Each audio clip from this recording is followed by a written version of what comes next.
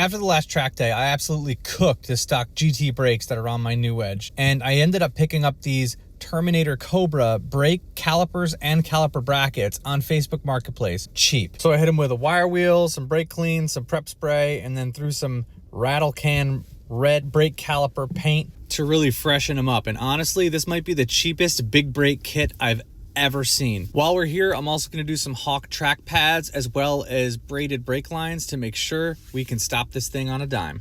I didn't take my bittersweet time refinishing them perfectly. As you can see, there's still some imperfections in it. For the most part, those are really going to pop on the car, especially the brackets. I think the brackets came out okay. I wasn't going for perfection here. It's going to be a track car. But you just take a little extra time, hit them with some brake cleaner, some prep spray, wire wheel, and it didn't come out bad. All right, let's jack the car up, take the wheels off, and start the brake swap.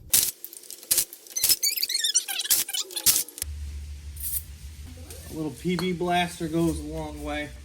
You can also see my Feel 441 coilovers on there that make this look really good, and this looks really bad. These rotors are slotted and drilled, which I'm not a fan of, especially for track use. We like to call them pre-cracked. So I got blanks we're gonna throw on it next. We'll take the old caliper off, old bracket off, old brake line off, because this is getting replaced with a braided line as well. So the bolts that hold the old caliper to the caliper bracket were 12 millimeters. And upon inspection of the pads, they were, I don't want to say they were not down on the wear bars all the way, but they were glazed. Like, this is not what they're supposed to look like. They probably got a little too hot, they're a little too old. So we're gonna replace them with some Hawk XPS pads, which should give us a lot more bite when we're gripping it. Next, we'll take the caliper bracket itself off, which is a 15 millimeters. And I always hit these with PB blaster before I take them off, so that way I don't run into any problems. You never know what the previous people torqued these some bitches down to. Take this rotor off, which looks pretty beat up. She old, maybe even warped. Just to show you guys the difference between a New Edge GT rotor and a Terminator Cobra rotor. I mean, just by visual inspection, they're significantly bigger. But when we measure, that's like an 11-inch rotor, and this is a 13-inch rotor. Now, in terms of bite, your bite really comes from your brake caliper and more specifically your brake pad. But on track, our biggest adversary is heat, and this can't dissipate the heat nearly as well as one of these can. Now, this one I tried to salvage, but there's some pitting on it, so I wasn't able to reuse the Cobra rotors that I got with it, so I went and got new ones because I got new pads and I don't want to jack the new ones up.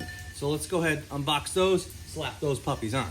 If you're looking for a great way to support our channel, check out lowboostfilms.com. Not only does this support the channel, but you'll look great while you do it as well. We have a great selection of different types of apparel and merchandise that you guys can buy. I also have a selection of car parts and tools that we've reviewed on the channel that we know work well for sale on there as well at a good price, so make sure you check it out. All right, look at this rotor. Ooh, that's a big boy. That's a big boy rotor. That's a big boy rotor. If you put the wheels on, then it was flat. It'll look great. So now we got the rotor on. Let's put... Ooh, I like that.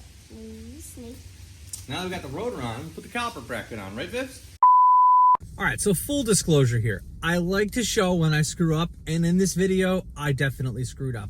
I actually installed the calipers correctly, but the caliper brackets on the wrong side from each other. The slide pin should be on the bottom, not on the top, as it shows in this video, and I definitely switched it back afterwards, but this is a good opportunity to learn from my mistakes so you guys don't make the same mistake as well.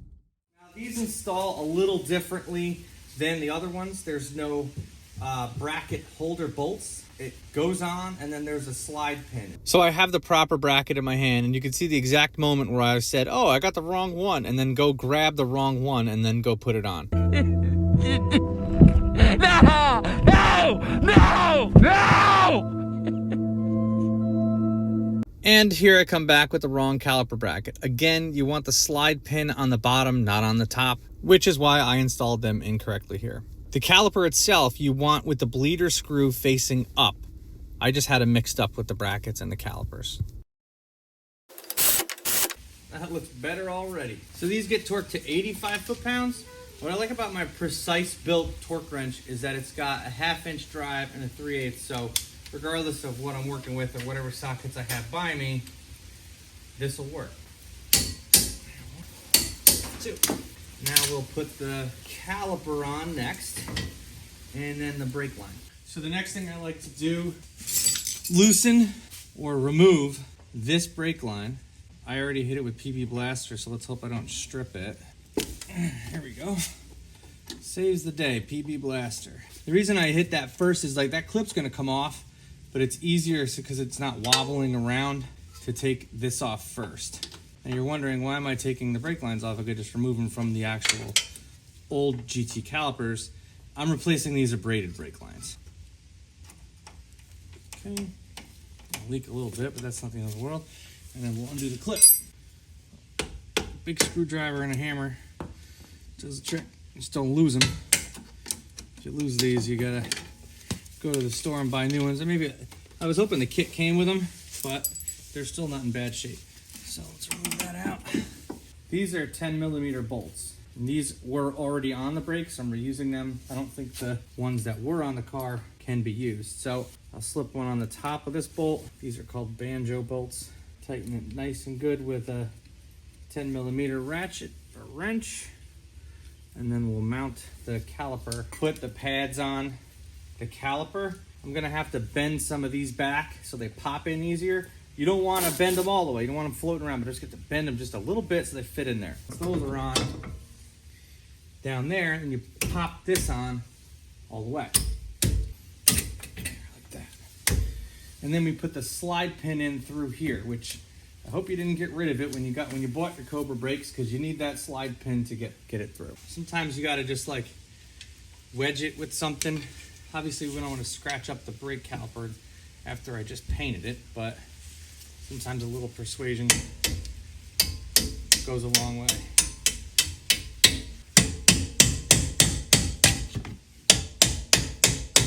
Don't forget your two little clips. This one goes over the ring, and then this one goes over the top.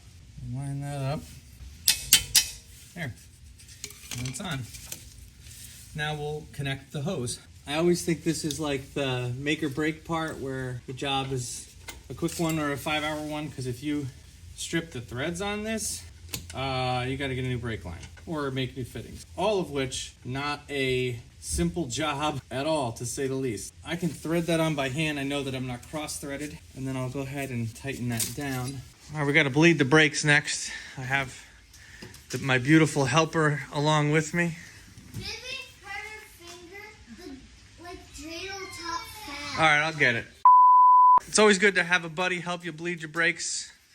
I got this hot buddy with me here to help me out. How you like that race seat there, Mommy? Very compact. You want to move the seat up? You can. There's a little lever down here. There you go. Sorry. So what I'm gonna do is I'm gonna have you pump the brakes while I bleed it. Okay. All right. Go ahead. Keep going. All right. Stop. All right. Let go. And hit it. All right, we got to bleed a little more. It took a lot longer than I was expecting to bleed the brakes manually, so I had a buddy bring a machine over and we were able to use that to bleed the brakes. I definitely got to look at getting one of these because it definitely was a lifesaver. There's also these 2 valves right on the master cylinder that probably would have helped me bleed it quicker, but I didn't actually have to do it to bleed them. But boy, what a night and day difference in the way that these brakes look and the pedal feel. And don't worry, I did flip the caliper bracket around to the other side, so the actual pin is facing down as it's supposed to be, and it definitely helped with the braking feel. But I installed the calipers properly, I just didn't install the brackets in the right way. So hopefully you guys learn from my mistakes and you do it right the first time. If you can't wait until next week's video, make sure to check out these videos that I already have ready to go.